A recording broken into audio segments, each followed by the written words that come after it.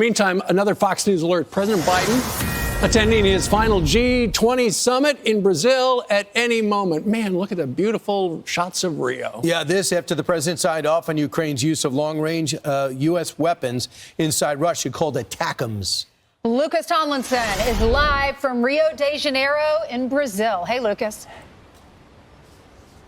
Well, good morning, Ainsley. Good morning, guys. This is something that Ukraine's President Volodymyr Zelensky has been begging President Biden for years now. And it's notable that specific type of American missile, as you mentioned, Brian, the ATACMS, have been used to strike Crimea in the past, but there were restrictions on using them inside Russia no longer. Now, Zelensky had been complaining for a little while now that only 10% of the weapons that Congress approved, remember that $60 billion package, only 10% of the weapons in that package has arrived into Ukraine. Now, speaking of arrival, President Biden arrived here in Rio last night. It's notable, guys, there was no red carpet rolled out for his arrival, as we're about to see here. Now, China's President Xi Jinping was afforded that honor. Biden attended an economic summit in Peru before coming here, where China was given the rare honor of a state visit.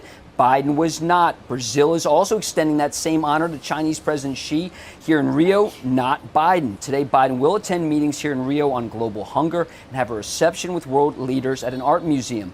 Putin is not here, of course. Now, officials say Biden has signed off on this limited counterstrike, allowing Ukraine to use American missiles with a range of up to 90 miles that come in single warhead and also cluster munitions. The goal is to hit North Korean soldiers that have deployed to Russia, specifically the Kursk region, and only this area inside Russia where Ukraine launched its incursion back in August. Now, Ukraine is forbidden, Brian, to use these missiles, American missiles, elsewhere.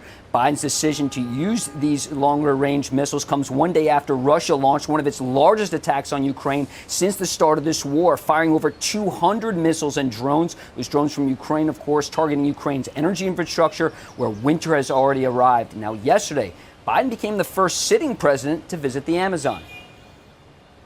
I'm proud to be here, the first sitting U.S. president to visit the Amazon rainforest. History is literally watching us now.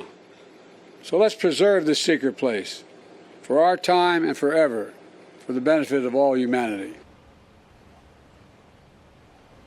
After losing the 1912 election, Theodore Roosevelt made an ill-fated trip along the Amazon, almost killed him.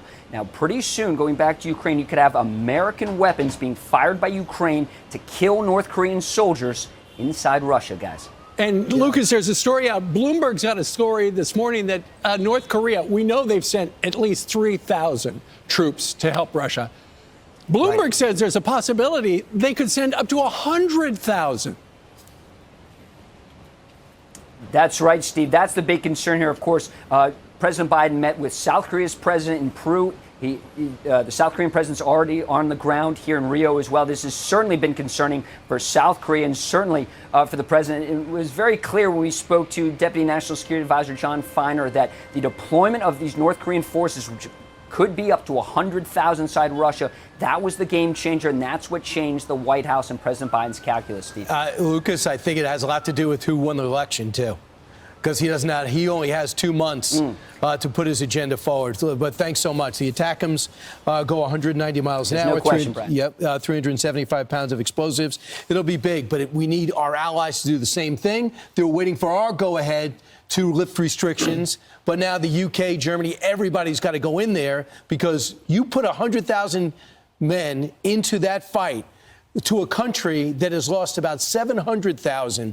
The estimates are Russia lost 700,000 off the battlefield, 250,000 dead. It's a stunning number, but they don't care about their people. They put in the poor, the ones without influence, and they basically tell them, now you got to go. And according to General Keane, they're out of incentive. They're out of money. Right. They were paying them extraordinary amount of money. So if your kid died in the fight, you would get some money.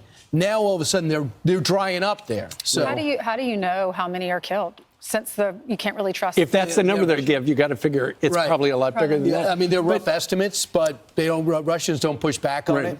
Well, so we're at a point where everybody would love a ceasefire or an end to it.